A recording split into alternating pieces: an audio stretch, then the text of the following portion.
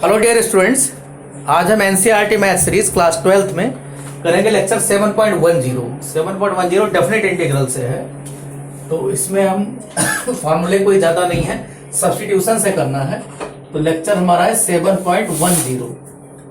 इस लेक्चर को हम करेंगे, मीन्स हम NCERT math series class 12th में सेकेंड बुक एनसीईआरटी की क्वेश्चन एक्सरसाइज करेंगे 7.10। उसमें इसमें केवल 10 क्वेश्चन है, लेकिन इसमें मेन जो है वो सारा चीज आपको बेसिक पता होना चाहिए। मीन्स आपको जितना इंटीग्रल में था वो तो करना ही करना है, उसके साथ में लिमिट पर भी ध्यान देना है। Limit means upper limit lower limit कैसे लगाते हैं, फर्स्ट फंडामेंटल थ्योरम और सेकंड फंडामेंटल थ्योरम के एप्लीकेशन से है। तो मीन्स क्या है ये हम लिख देते हैं एक बार कि अगर मान लो यहाँ पर आपको यहाँ एफ का इंटीग्रल दे रखा है, तो ये इक्वल टू क्या होगा, अगर ये यहाँ पर a टू b के बीच में पता करना है तो ये होता है कैपिटल एफ एक्स। यहाँ आपका a टू b, a और b के बीच में इसका कंटिन्यूअस होना जरूरी होता है। ये आपका f b minus f a आ जाएगा इस तरीके से। तो इसी प्रॉपर्टी पर है। अब जब सब्स्टिट्यूशन करेंगे तो मान लो हमें यहाँ दे रखा है a to b f x dx दे रखा है, तो जब सब्स्टिट्यूट करेंगे मीन्स हम क्या करेंगे, x की जगह कुछ रखेंगे। मीन्स एफ एक्स को किस में कन्वर्ट करेंगे, एफ एक्स को टी में कन्वर्ट करेंगे। मान लो एफ टी में टी का फंक्शन में कन्वर्ट किया गया, तो क्या क्या कन्वर्ट होगा।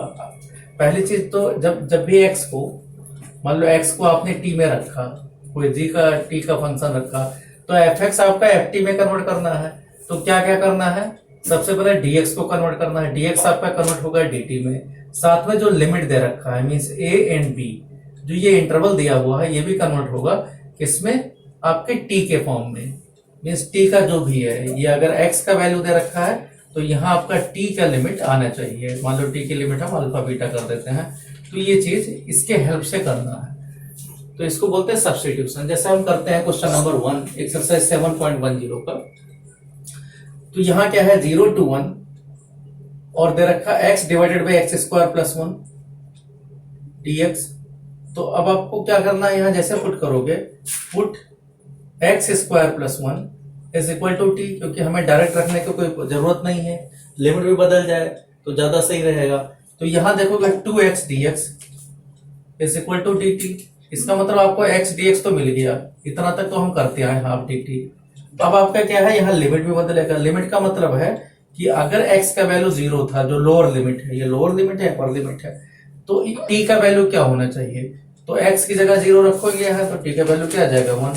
इसी तरीके से अपर लिमिट अगर x का वैल्यू 1 रख रहे हो तो t का वैल्यू क्या आ जाएगा 1 स्क्वायर, यहाँ t रख दोगे, 1 x का वैल्यू रख दोगे तो 2 आ जाएगा। तो इसका मतलब आपका जो बदला वो a बदल गया, मीन 0 बदल गया। 0 आपका किस में बदल गया, 1 में। 1 बदल गया आपका 2 में, ये बदल गया। dx की जगह बन गया हाफ dt, ये आपका हाफ dt ये तो करते आए हो। x dx पूरा, x dx ये पूरा हाफ dt में बदल गया, और x स्क्वायर बदल गया t में, तो 1/t dt मीन्स ये आपका इस फॉर्म में बदल गया। अब हाफ आपको पता है बाहर आ जाएगा, इसका मतलब क्या है 1/t dt। एक जो लॉग मॉड t था उससे थोड़े दूर हटना आप, क्योंकि इंडेफिनेट वास्तव में इंडेफिनेट इंटीग्रल कुछ होता ही नहीं है, वो सिर्फ प्रैक्टिस के लिए बताया गया है। इंटीग्रल केवल डेफिनेट होता है, इंडेफिनेट नहीं होता। तो यहाँ क्या आ गया हाफ, ये आपका क्या आ जाएगा लॉग t। अब लॉग टी लिमिट क्या दे रखा है, यहाँ लिमिट अब आपका 1 से 2 तक है, 1 से 2 तक। तो अब आपको x में कन्वर्ट नहीं करना, सीधा वैल्यू रख देना है। तो 1/2 log 2 माइनस में log 1। log 1 का वैल्यू 0 होता है, तो ये आपका आंसर क्या आ जाएगा 1/2 log 2। और सॉल्व करना चाहो तो इसको 1/2 पावर लगा देते हैं, log 2 का पावर 1/2 मीन्स log रूट 2। तो ये इस तरीके से आपका क्वेश्चन हो जाता है। तो यही हम करेंगे, थोड़ा सा स्पीड से करेंगे क्योंकि ये तो पहला क्वेश्चन था, इसलिए बताना जरूरी था कि ऐसे होता है। तो ये सारे एप्लीकेशन आपके fundamental theorem of integral calculus के हैं। क्वेश्चन नंबर 2 देखें। 2 में क्या है 0 to, तो ये स्लो चलेंगे तो आपका इंडेफिनिट इंटीग्रल में उधर रिवाइज होता रहेगा। 0 to π/2 जितने क्वेश्चन उसको हम आई मान लेते हैं इंटीग्रल, कहीं भी लिखा आई क्योंकि बहुत बड़ा लिखना पड़ेगा। तो रूट साइन फाई, यहां पर cos phi d phi, cos power 5, cos power 5 phi d phi. तो आप क्या करोगे, पुट साइन फाई, रूट में दे रखा है तो इसको 2t स्क्वायर रखोगे, तो यहाँ आ गया कॉस फाई डी फाई, ये तो हम इतना करते ही आए हैं 2t dt, यहाँ कोई प्रॉब्लम नहीं है। लिमिट पर देखना है, लिमिट पर हम क्या करेंगे, जहां फाई है वहां एक बार 0 रखेंगे, दूसरी बार पाई बाई 2 रखेंगे। तो फाई 0 रखेंगे तो यहाँ पर क्या आ जाएगा, लिमिट विल बी, हम डायरेक्ट लिख देते हैं कि अगर 0 रखेंगे तो टी का वैल्यू क्या आ जाएगा 0, और अगर पाई बाई 2 रखेंगे तो साइन पाई बाई 2 का वैल्यू 1 होता है। ये सब सारी चीजें हमें यही चीज पता होना चाहिए और कुछ नहीं है कि ये हमारा 0 आया है साइन 0 से रख के, और ये आया है 1 आया है साइन पाई बाई 2 से रख के। तो ये सब चीजें अब आपको थोड़ा सा स्पीड से होनी चाहिए। तो 0 से लेकर 1 बन गया, रूट साइन फाई की जगह आपका आ गया टी कॉस पावर फाई, इसको चेंज करोगे तो क्या लिख सकते हो इसको, cos power 4 means 1 minus sine square. पहले हम चलो इसी को लिख देते हैं यहाँ एक बार उसी फॉर्म में कि 0 से पाई बाई 2, पहले फाई के फॉर्म में रखते हैं 1 माइनस साइन स्क्वायर फाई का whole square into cos phi. यहाँ रूट साइन फाई तो है ही है कि जिससे हमें पता रहे कि हमें क्या क्या चेंज करना है। यहाँ आ गया लिमिट 0 to 1, और रूट साइन फाई की जगह टी आ गया, 1 माइनस टी स्क्वायर का स्क्वायर मीन्स टी पावर 4 रख गया क्योंकि साइन फाई टी स्क्वायर है, इसका whole square cos phi d phi मिलकर 2t dt। तो 2 बाहर आ जाएगा, 2 यहाँ बाहर आ गया, 0 to 1 टी और टी मिलकर टी स्क्वायर, तो टी स्क्वायर से मल्टीप्लाई करोगे तो यहाँ क्या आ जाएगा टी स्क्वायर बाहर, यहाँ 1 प्लस टी पावर 4 का होल स्क्वायर टी पावर 8 माइनस 2t पावर 4, ये फॉर्म आ गया dt। अब आप एक एक इंटीग्रल करोगे 2, यहाँ क्या आ जाएगा, एक बार टी स्क्वायर से मल्टीप्लाई भी कर लेते हैं, T square plus T power 8 into 2 में टी पावर 10 माइनस में 2 टी पावर 6, सब में टी पावर 2 जुड़ जाएगा dt। अब आप इंटीग्रल करोगे तो यहाँ 2, यहाँ क्या आ जाएगा टी स्क्वायर का टी क्यूब बाई 3 प्लस में टी पावर 11 अपान 11 माइनस में 2t पावर 7 डिवाइडेड बाई 7, ये टर्म्स आ गया। लिमिट आपको 0 to 1 दे रखा है तो इसी को सॉल्व कर देना है। यहाँ पर 2 1 टी वैल्यू 0 रखोगे तो सब 0 ही आएगा, केवल 1 वाला देखना है। तो 1/3 प्लस 1/11 माइनस 2/7 ये आ गया। ये सबको जोड़ोगे तो 2, यहाँ एलसीएम आएगा 11 3 और 7 का, तो कितना आ गया 77 इंटू 3, तो 7 3 21, ये 2 आया, और आपका 7 1 जा 7 7 3 जा 20 कितना आ जाएगा 231 आ जाएगा।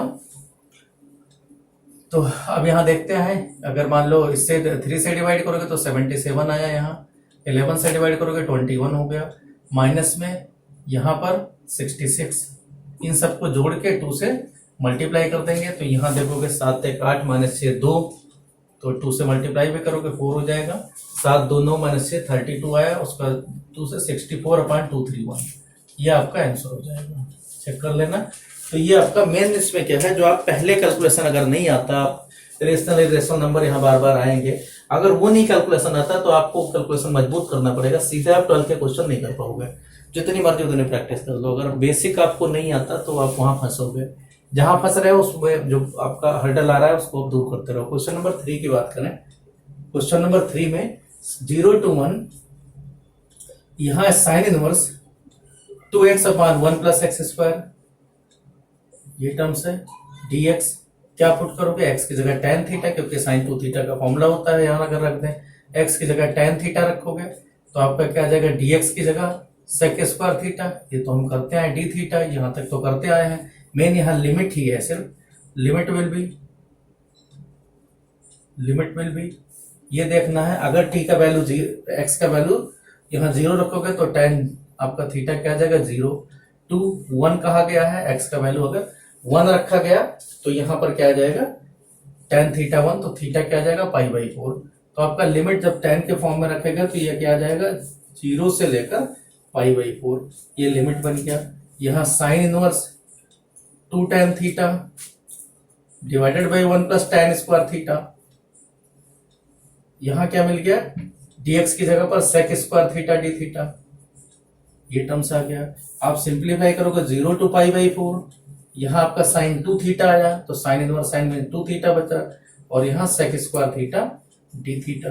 अब आप इंटीग्रल करोगे तो 2 बाहर आ गया, और बाकी integral theta sec square theta का करना है तो बाई पार्ट से करोगे तो क्या आ जाएगा, थीटा फर्स्ट है, सेक स्क्वायर थीटा का tan थीटा, उसके बाद माइनस में tan थीटा का आपको इंटीग्रल कर लेना है, तो माइनस में ये प्लस हो गया लॉग में cos थीटा, क्योंकि एक माइनस यहाँ फॉर्मूले में भी होता है। tan थीटा के लिमिट क्या दे रखा है, 0 से π/4, ये वैल्यू रखोगे 2, यहाँ हो गया π/4, tan π/4 का वैल्यू 1, लॉग में cos π/4 मीन्स प्लस में log cos π/4 का वैल्यू होता है 1/√2, फिर 0 रखोगे, 0 यहाँ, tan 0 0 दोनों 0, cos 0 का वैल्यू 1 होता है, log 1 0 आ गया, तो ये आ गया।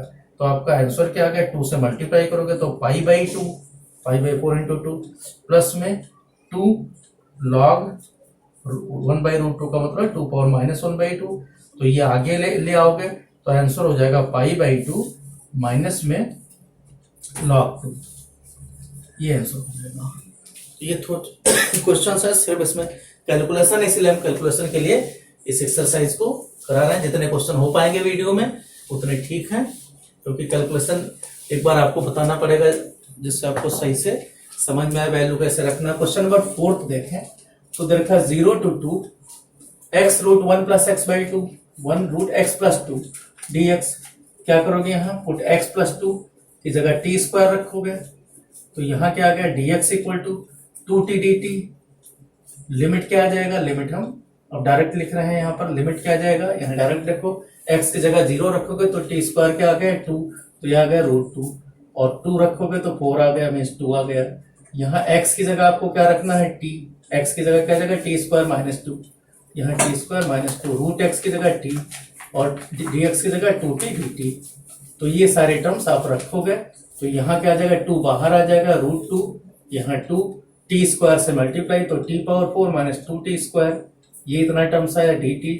आपका क्या गया, 2 बाहर है, यहाँ क्या आ जाएगा t⁵/5 माइनस में 2t⁵/3 लिमिट क्या दे रखा है, √2 to 2। अब वैल्यू रख देंगे यहाँ पर तो क्या आ जाएगा 2, यहाँ देखो 2⁵ का मतलब 32 होता है, 32/5। इसी तरीके से यहाँ 2³ और एक 2 और है 16 हो गया, तो -16/3 एक टर्म से, माइनस में √2 रखोगे तो √2⁵ होता है, √2 का पावर 5 हो गया, √2⁴ होता है आपका 2⁻2 मीन्स 4, तो यहाँ कितना आ जाएगा 4√2/5, माइनस में यहाँ रखोगे तो √2 का होल क्यूब हो गया 2√2, एक 2 पहले से है तो कितना आ जाएगा 4√2 डिवाइडेड बाई यहाँ पर 3 आ जाएगा। तो इस फॉर्म में आ गया। अब आप देखो इसको सिंप्लीफाई कर लो तो क्या आ गया 2 तो सब में कॉमन है, 2 सभी में कॉमन है, तो 32 अब सब रूट में है तो एक साथ ही कर लेते हैं। तो यहाँ कितना का 96 में 96 - 80 मीन्स 16/15, ये टर्म्स आ गया। माइनस में यहाँ मल्टीप्लाई करोगे तो ये आ गया 12√2, यहाँ -20 तो -8√2 आया तो प्लस बन जाएगा, प्लस में 8√2/15, ये टर्म्स आ गया। आप इसमें कॉमन ले लो तो कॉमन ले रहे हो तो क्या आ जाएगा 8√2 और कॉमन आ जाएगा, तो 2 तो पहले से कॉमन है ही है, यहाँ आ जाएगा 16√2/15 क्योंकि दोनों में 15 है, यहाँ कॉमन करोगे √2 आएगा, यहाँ +1, तो ये आपका आंसर हो जाएगा, या √2 और मल्टीप्लाई करो तो 2 + 1 √2 आ जाएगा। तो इस तरीके से अब आपको अगर कैलकुलेशन पर आपका कमांड होना चाहिए, अगर कैलकुलेशन नहीं आता तो आप गलतियां करोगे, और गलतियां करोगे तो कोई बुरी बात नहीं है, लेकिन उसको सुधारना भी है। क्वेश्चन नंबर 5th क्वेश्चन देखो, 5th में दे रखा है sin x/1 + cos²। तो देखो क्वेश्चन में कुछ भी कोई दम नहीं है, sin x, लेकिन आपको डेफिनेट इंटीग्रल में ये चीज बताई गई है, तो वही मुश्किल काम है कि आपको लिमिट के बारे में पता होना चाहिए। क्या पुट करोगे, देखो cos x को t पुट किया जाएगा, put cos x = t minus sin x dx = dt। Limit हम डायरेक्ट रख रहे हैं यहाँ पर, तो देखो उधर t cos x है तो cos 0 की वैल्यू 1 होगा, यहाँ वैल्यू 0 होगा, माइनस है माइनस आगे आ जाएगा, sin x dx मिलकर dt बन जाएगा, तो ये बन जाएगा dt डिवाइडेड बाई 1 + t², ये फॉर्म आ गया। तो यहाँ मिला क्या, माइनस में tan इनवर्स t मिल गया, इंटीग्रल सीधा है, माइनस बाहर आ जाएगा, लिमिट 1 to 0 है, इसका मतलब माइनस बाहर, यहाँ tan इनवर्स 0 का मतलब 0 होता है और 1 का मतलब π/4 होता है, तो that is pi by 4। Question number 6 करें तो क्वेश्चन नंबर 6 में दे रखा है 0 to 2। तो कुछ क्वेश्चन सिंपल हैं 0 to 2, उनमें हम थोड़े से स्पीड ले लेते हैं। यहाँ है 1x + 4 - x²। तो देखो क्वेश्चन में कुछ भी नहीं है, क्वेश्चन में आप परफेक्ट स्क्वायर जैसे बनाना है। तो यहाँ क्या आ जाएगा 0 to 2, पहला काम है परफेक्ट स्क्वायर बनाए।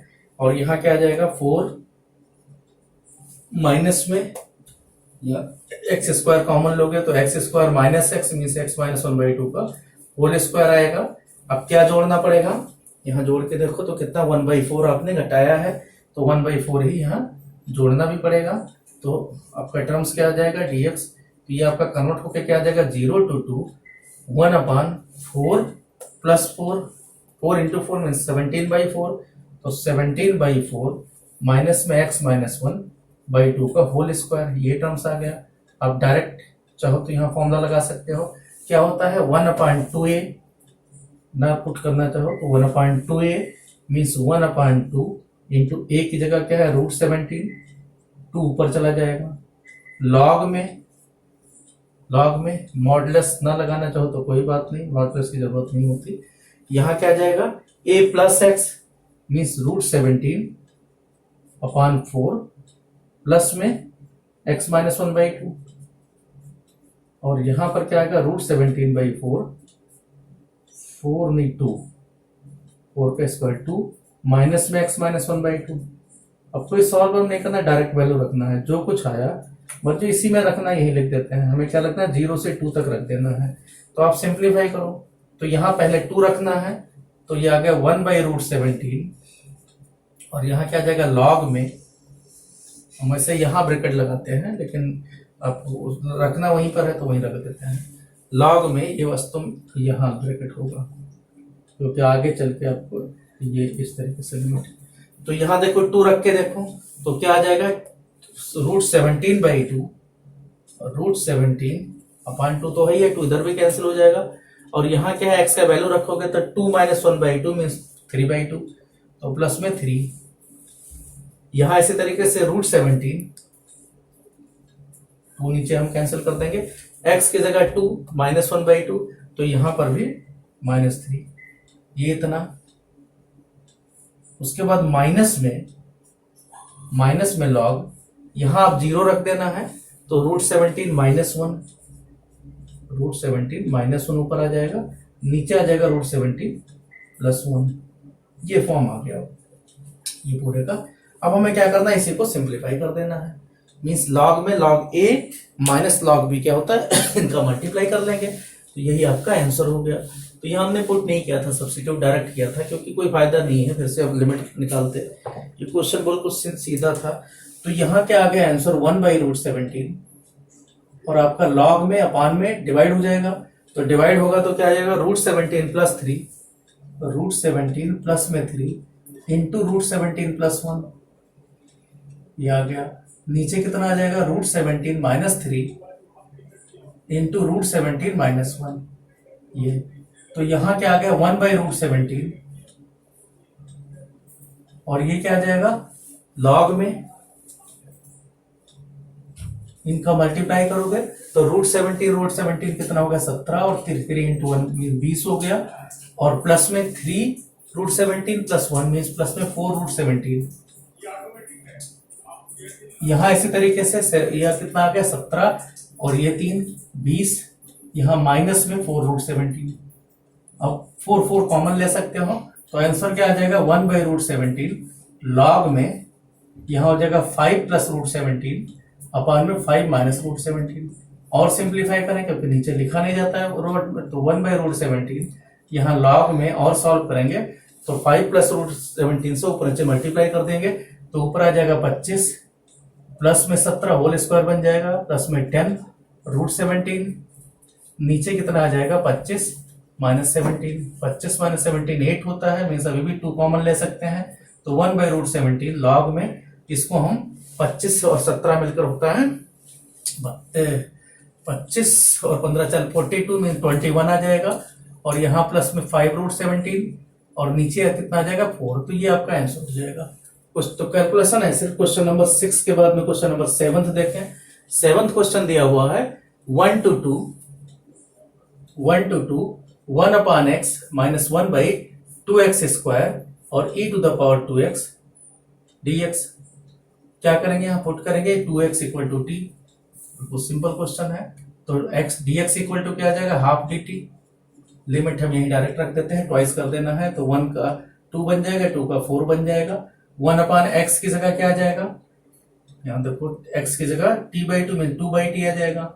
माइनस में यहाँ 4 आ जाएगा, जब ऊपर ले जाएंगे तो 2/t स्क्वायर आ जाएगा। यहाँ e पावर t बन गया, हाफ आगे रहेगा dt, ये फॉर्म बन गया। अब 2 कॉमन आ सकता है और 1/t minus 1/t square into e power t. Formula fx plus f dash x, ये सब पिछले एक्सरसाइज में हम फॉर्मूला कर चुके हैं, जहां इंटीग्रेशन बाई पार्ट्स वाला था 7.6 में।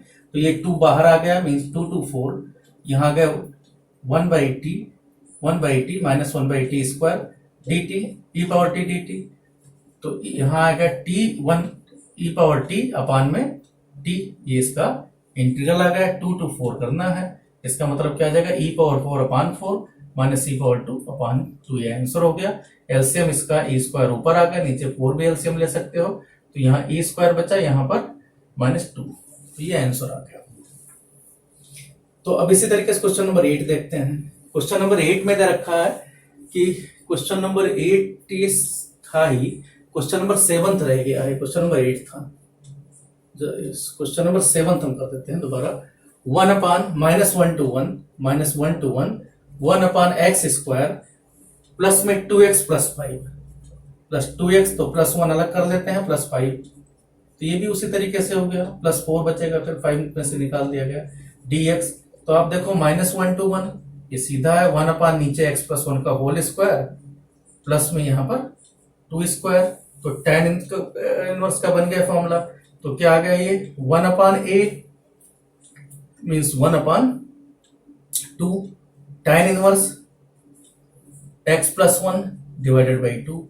लिमिट क्या लगानी है, -1 to 1। आप x प्लस 1 को जो तो 0 to लिमिट 1 आ जाएगा, ये कम हो जाएगा। यहाँ आपका -1 से 1 तक वैल्यू रख दोगे, सिर्फ यहाँ वैल्यू रख दे, 1/2 अपनी जगह पर है। tan इनवर्स 2/2 मीन्स π/4 हो जाएगा। tan इनवर्स 1 का वैल्यू -1 रखोगे तो 0 आ जाएगा, तो -0। तो यहाँ क्या आ गया, π/8। तो सीधा क्वेश्चन है ये। इसी तरीके से देखें, क्वेश्चन नंबर 7, 8 होगा। क्वेश्चन नंबर 9 की बात करें तो क्वेश्चन नंबर 9 में देखते हैं। क्वेश्चन नंबर 9 में दिया गया है x माइनस एक्स क्यूब का पावर 1/3 और फिर उसके बाद में पावर 1/3 है divided by x power 4। Question number 9 में लिमिट दे रखा है 1/3 to 1 और यहाँ x minus x cube to the power 1/3 का whole power x power 4 dx। ऊपर देखो कॉमन लोगे तो x क्यूब कम से कम लेना पड़ेगा।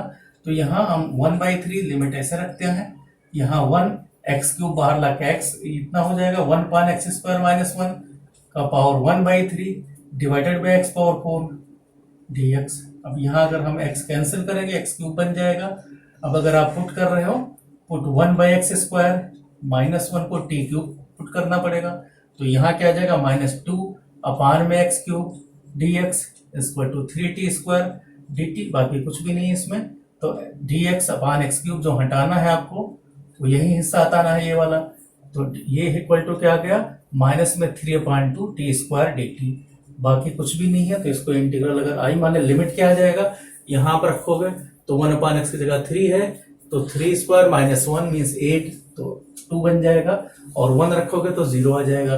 तो 0 2 to 0 लिमिट, और यहाँ -3/2 बाहर ही ले लेते हैं, -3/2।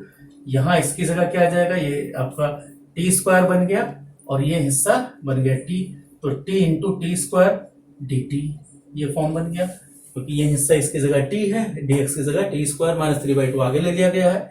तो -3/2 ये आपका जगह t पावर 3 अपान में 3 का लिमिट कितना है, t पावर 3 का इंटीग्रल करना है। तो t पावर 4 अपान में 4 और 2 और ये 0। तो यहाँ क्या आ जाएगा, -3 अपान में 8। आपको t पावर 4 का सिर्फ लिमिट करना है, यहाँ है 2 to 0। तो -3 अपान 8 t पावर 4 में 0 और यहाँ रखोगे तो 16 आ गया है, तो यहाँ का 6 हो जाएगा। तो इसी तरीके से क्वेश्चन नंबर 10 की बात करें। क्वेश्चन नंबर 10 में दे रखा है एक सीधा इसमें लेबनीज फॉर्मूला लगेगा, तो यह आप सीधा के दो इंटीग्रल का फॉर्मूला है। तो यहाँ क्या है d by d x integral 0 to x fx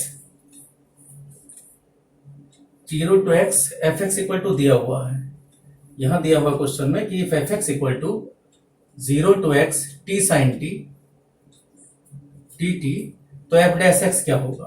तो यहाँ f डैश x क्या आ जाएगा, f डैश x होता है, रूल है d by d x, Lebanese rule कहते हैं। यहाँ लिखा हुआ है कि d बाई डी एक्स, अगर आपको यहाँ fx से gx इस तरीके से कैपिटल fx का करना है डेरिवेटिव को इंटीग्रल का, तो सबसे पहले अपर लिमिट यहाँ हो जाता है क्योंकि वेरिएबल है यहाँ पर fgx, माइनस में और फिर उसके बाद में इसका डेरिवेटिव करना पड़ेगा g डैश x, माइनस में इसी तरीके से f लोअर लिमिट रखा जाएगा f(fx) और f डैश x कर देंगे, तो इसको लेबनीज रूल कहते हैं। ये आपका लेबनीज रूल है, लेबनीज रूल। तो यहाँ पर सीधा यही वास्तव में है क्या, ये इंडेफिनिट इंटीग्रल का फॉर्मूला ही है, इंडेफिनिट डेफिनिट में कैसे लिखा जाता है। तो ये आपका क्या आ जाएगा, x साइन x आ जाएगा।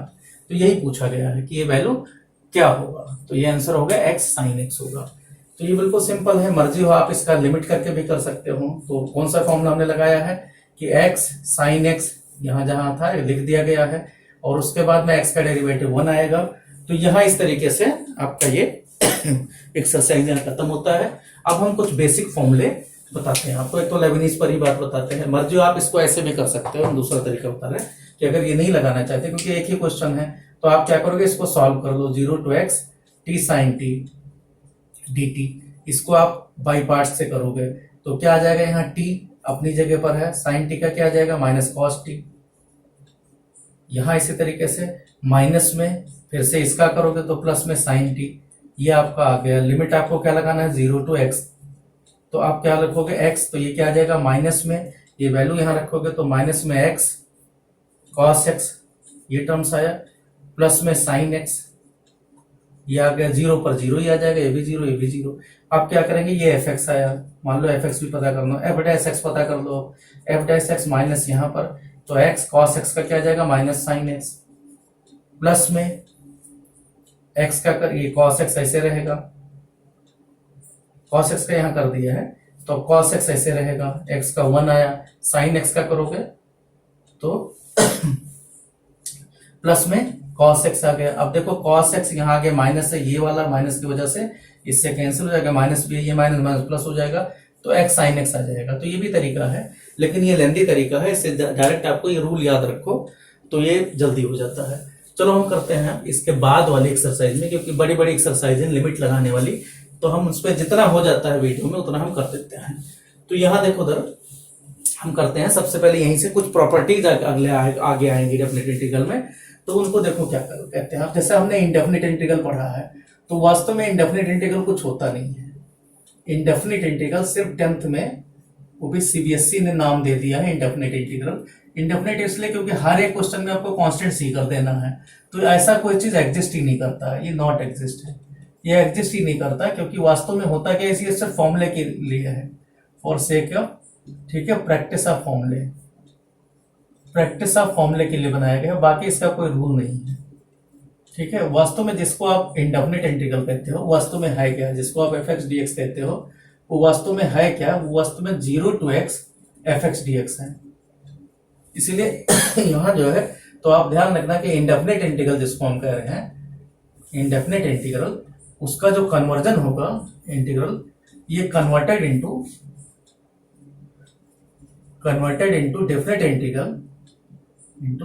Definite integral by formula by using formula यही है 0 to x fx dx, ये करके 0 to x लगा देते हैं। और ये आया कहां से है, ये वास्तव में लेबनीज रूल से आया है, लेबनीज ने इस चीज को बताया था। प्रूफ हम यहाँ जरूरत नहीं है, प्रूफ आपको हायर क्लासेस में है, जो बीएससी उससे करते हैं वो प्रूफ करते हैं। बीएससी में पहले साल में ही प्रूफ है, या बीए जो भी मैथ्स का कोई भी कोर्स करेंगे, बीए प्रोग्राम भी हो तो जहां पर होगा। तो देखो लेबनीज रूल है क्या, क्योंकि एक क्वेश्चन था, आगे भी हो सकता है आपको जरूरत पड़े, वैसे लोग याद कर लेते हैं इसको।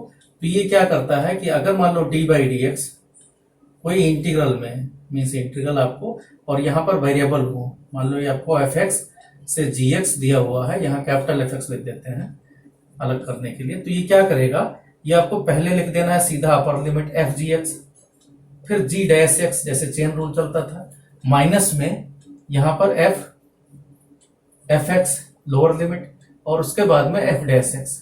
तो ये वास्तव में इसी से आ जाता है, एक्स का वैल्यू 1 होता है तो ये इतना ही हो जाता है। तो ये एक लेबनीज रूल, ये याद रखना है। बाकी एनसीईआरटी की प्रॉपर्टीज हम देखें तो कौन कौन सी प्रॉपर्टीज हैं। कुछ तो बेसिक प्रॉपर्टीज है, उनका कोई बहुत ज्यादा रोल नहीं है। जो जो जरूरत है, मैं 3 प्रॉपर्टी ध्यान रखनी है। एक तो पहली प्रॉपर्टी है, इसके 2 पार्ट हैं, एक से ही है, a to b f x d x अगर दिया गया है इंटीग्रल में, तो इसका मतलब क्या है कि आप लिख सकते हो इसको f a plus b minus x d x, means इन दोनों को जोड़ के घटा सकते हो। तो इससे रिजल्ट क्या मिला, एक प्रॉपर्टी बन के आ गई कि 0 टू ए अगर एफ एक्स डी एक्स दे रखा है तो हम इसको लिख सकते हैं कि 0 to a f a minus x d x. तो आप देखोगे कि आपके जो अभी 7.11 एक्सरसाइज आएगा तो उसमें कम से कम 60% क्वेश्चन इसी से हैं, 60% क्वेश्चन, और बोर्ड में भी इसी से क्वेश्चन पूछा जाता है। तो एक ही प्रॉपर्टी को 2 प्रॉपर्टी बना रखा है एनसीईआरटी ने, तो जो 2 प्रॉपर्टी बना रखा है उसी हम ज्यादातर ध्यान दे रहे हैं। अच्छा, इसी तरीके से आप देखो कि हमारा यहां पर अगर मान लो दूसरी प्रॉपर्टी जो एनसीईआरटी ने दिया है 7.11 में, इसी एक्सरसाइज के बाद में 7.1 के, तो यहां देखो दूसरी प्रॉपर्टी हम कर रहे हैं। अगर 0 टू 2a, मान लो ये दे रखा है 0 to 2a f x d x, तो ये आपका क्या आ जाएगा कि ये 2 पार्ट में आ जाएगा, 0 to a f x d x plus में 0 टू a ही f to a minus x d x. अब यहां से 2 प्रॉपर्टी फिर से आ गई, यहां से 2 प्रॉपर्टी आ गई, कौन कौन सी, कि ये वैल्यू क्या आ जाएगा, यही value 0 to 2a f x d x जिसको आप कह रहे हो, ये कौन कौन सी प्रॉपर्टी, ये आ जाएगा twice of 0 to a f x d x. अगर हम उल्टा मीन्स एंड पॉइंट से घटा के देखें बराबर आ जाए, means f to a minus x equal to f x आ जाए। और अगर क्योंकि बहुत सारे फंक्शन इसमें बांट देते हैं, f to a minus x equal to minus f x आ जाए तो ये 0 हो जाता है। जैसे आप देखो साइन, तो साइन आप अगर 0 से पाई तक देखें साइन एक्स को, तो आपको पता है ये क्या आ जाएगा कि sine pi minus x, means पाई की जगह अगर 2a रख दें तो साइन पाई माइनस एक्स क्या होता है, माइनस साइन एक्स होता है। तो आपको बिना प्रॉपर्टी के यहीं से पता चल जाएगा कि ये 0 होगा। इसका पावर अगर मान लो 7 कर दें तब भी 0 आ जाएगा।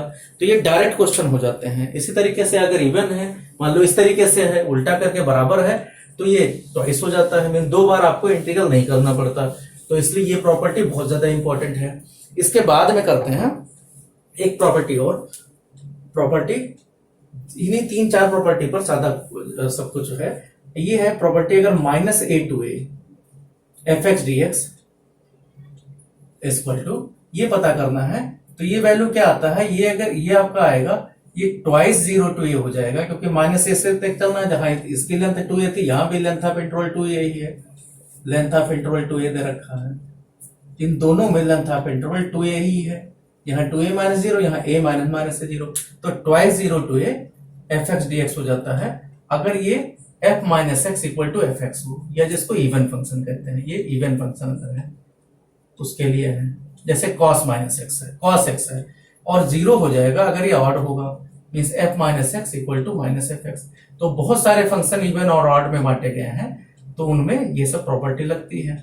जैसे मान लो आपको करना है मान लो cos का, कि 0 से लेकर मान लो आपको करना है या यहाँ तो 0 टू मान लो पाई बाई 2 cos x का करना है, तो यहाँ आपको पता चल जाएगा कि हम क्या कर सकते हैं इसमें, minus pi by 2 to pi by 2, तो हम क्या कर सकते हैं इसमें, देखो cos minus x equal to cos x होता है, तो हम इतना ना करके माइनस पाई बाई 2 इसको लिख सकते हैं 2 0 to pi by 2 cos x dx।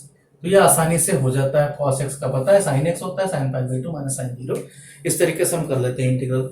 तो ये 2 प्रॉपर्टी बहुत इंपॉर्टेंट प्रॉपर्टी है, जो बहुत ज्यादा एनसीईआरटी ने कई प्रॉपर्टी बना रखा है, इसका 2 इसका बना है, 2 इसको, 4-6 प्रॉपर्टी तो यही दे रखा है। उसके बाद में जो प्रॉपर्टी एनसीईआरटी का देखें तो नंबर क्या P0 करके दे रखा है। P0 का मतलब यह है कि अगर मान लो आप कोई A to B property F x d x चल रहे हो, और आप इसको जो है उल्टा चलना चाहो, नहीं P0 में क्या है, अगर x की जगह कुछ और पैरामीटर रखना चाहो, मान लो a to b he limit रखा है और x की जगह t रख दो तो कुछ फर्क नहीं पड़ता। ऐसा इसलिए क्योंकि आंसर किस में आएगा, a और b में आएगा। इसका अगर आंसर करेंगे तो a एंड b में आएगा। तो जब आंसर इसका a एंड b में रहेगा तो चाहे t रखो पैरामीटर या x, तो उसकी जगह a और b रखना है। इसी तरीके से P1 प्रॉपर्टी दे रखा है कि अगर a to b fx dx है तो अगर आप इसको उल्टा चलना चाहो तो माइनस लग जाएगा, मीन्स रास्ता इसका b से a चलना चाहो तो यहाँ पर fx dx ये लग जाएगा। इसमें खास बात क्या है कि अगर मान लो a से a चलना है, इससे रिजल्ट क्या मिला कि अगर a से a ही चलना है तो 0 हो जाएगा, क्योंकि a से a मीन्स उल्टा चलोगे तो माइनस में है, तो दोनों आके 0 बन जाएंगे। एक प्रॉपर्टी और यूज किया है उन्होंने P2 कि अगर मान लो a से b चलना है, बहुत इंपॉर्टेंट प्रॉपर्टी, मॉड ऑड के लिए इस्तेमाल की जाती है। लेकिन अगर किसी फंक्शन में fx में अगर मान लो कंटिन्यूटी वो केवल डिसकंटिन्यूअस है एक फाइनाइट पॉइंट पर, मान लो एक सी पॉइंट पर वो डिसकंटिन्यूअस है, तो a से c चलने को सी पॉइंट को हटा देंगे, सी पॉइंट को सिर्फ हटा देंगे, फिर से हम प्लस में c to b चलेंगे fx dx। तो ये मॉड ऑड में, क्योंकि मॉड ऑड क्या होता है, डिफरेंशिएबल नहीं होता एक दो पॉइंट पर, तो मॉड के लिए ग्रेटेस्ट इंटीजर के लिए सब बहुत इंपॉर्टेंट है। क्योंकि मॉड x का मान लो आपको करना है और यहाँ -1 से लेकर और 5 तक है, तो आपको पता है 0 पर हटा देना है सिर्फ, क्योंकि 0 पर ये डिफरेंशिएबल नहीं है।